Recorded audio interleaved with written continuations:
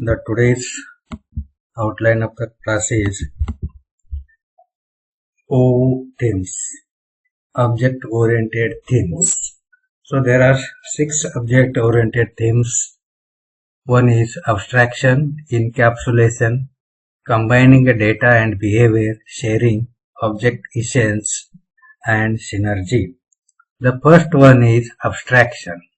So it is a focus on essential aspect of an application while ignoring the details.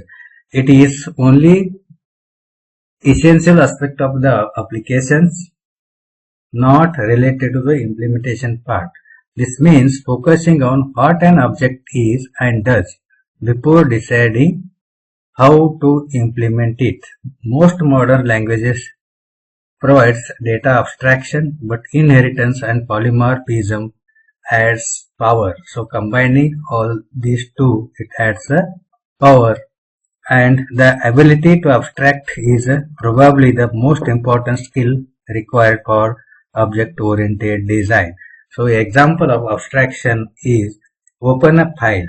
So this is a task, open a file, and it is a essential object of an application, and it is not detail or implementation parts, only open a file. And here are some examples are shown what is abstraction. Here 3 diagrams are shown. One is a salesman, customer, and product. So salesman, so what type of salesman, or whether it is banking salesman or any other salesman, a large salesman, or not saying which salesman, just a salesman in general. So it is not details regarding this person. So similarly, this is general is a product. Which type of product, whether it is radio or tape or table, not details regarding the product. Just it is a product. Similarly, here the customer. So these are the 3 examples given as a abstraction. So it is a focus on the aspect of an application while ignoring the details. And second is encapsulation. Encapsulation means information hiding. So it separates the external aspect of the object that are accessible to other object from the internal implementation details that are hidden from the other objects. You studied in the data structure. The class, in the class variable, declare the private variable. So that private variable you cannot access outside the class, and public variable you can access throughout the program. So encapsulation prevents portion of the program from becoming so interdependent that small change has a massive ripple effect. An object implementation can change without affecting the application that use. So within the class you can change the variable, you cannot affect the whole program. And implementation of object may need to be changed, improve the performance, fix a bug, consolidate code, and support version. Encapsulation is not unique to object-oriented languages, but the ability to combine data structure and behavior in a single entity. In a class diagram, both are combined, and data structure and behavior in a single entity makes encapsulation clearer and more powerful than in a prior language. And these 2 diagrams shows what is the encapsulation. Encapsulation is hide the information from the clients. Clients depends on the interface. These are the interface, here the mobiles, and here the server, or how does an object encapsulate, what does it encapsulate. So both end users are communicate with each other, and the informations are hide for the both clients. Here the third one is combining the data and behavior. The caller of an operation need not consider any implementation task. So the calling program only called the functions in the main program. The main program is called as a calling program and function return outside the main program, that is a function, and you can call function in the main program and can work that task. So the caller of operation need not be consider any implementation task, just he call the function name and it executed. Operator polymorphism shift the burden of the deciding what implementation to use from the calling code to the class hierarchy.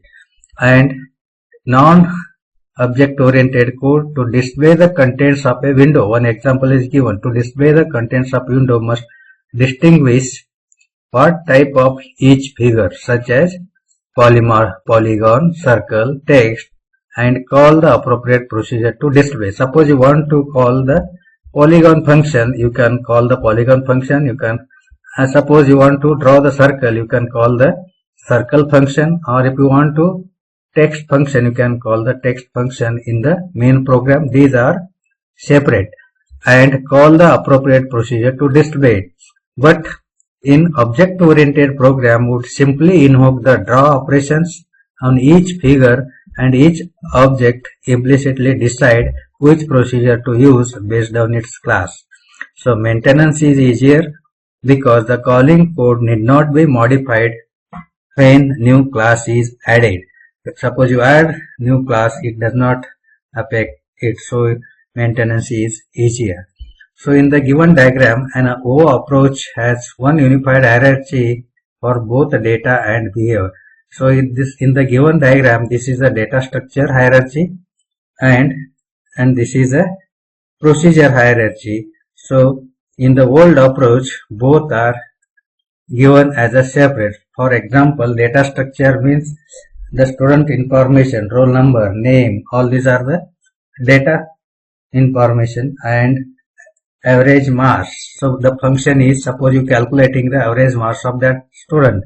So this is a procedure hierarchy. The functions and class, so both are, this is a, you can write in separate way, that is the old approach, and both are replaced by in a single class.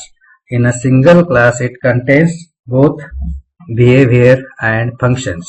So this is a object-oriented approach. So the next one is the sharing.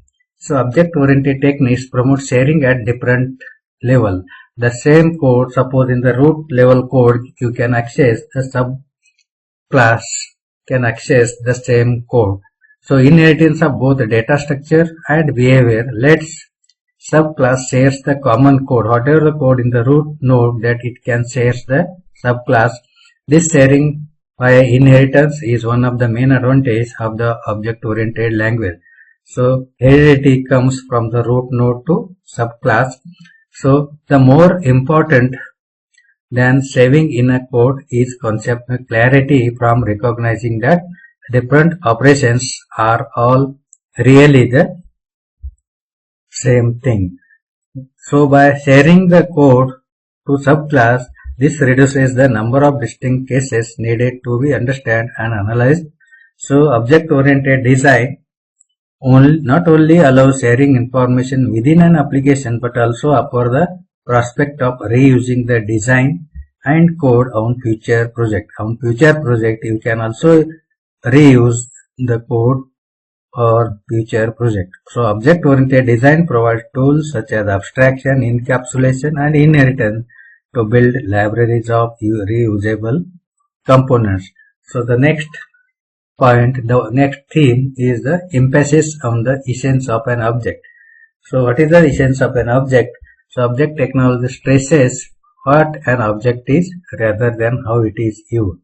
The uses of object depend on the details of application and upon changes during the development.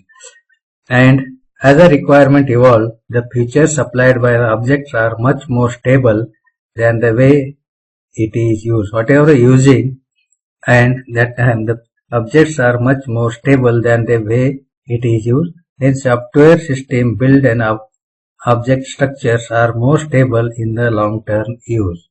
So object-oriented development places greater emphasis on data structure and lesser emphasis on procedure structure than functional decomposition methodology.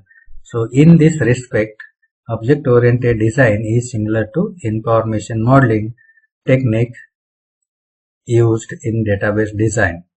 Although object-oriented design adds a concept of class-dependent behavior. The last object O theme is synergy, identity, classification, and polymorphism and inheritance are characterized object-oriented language. Each of these can be used in isolation, each of used in separate, but together they complement each other synergetically. So after combining all these themes, you get the synergetically O themes. So all these PPTs are taken Object-Oriented Modeling and Design UML by Michael Blah and James Rambach. Thank you.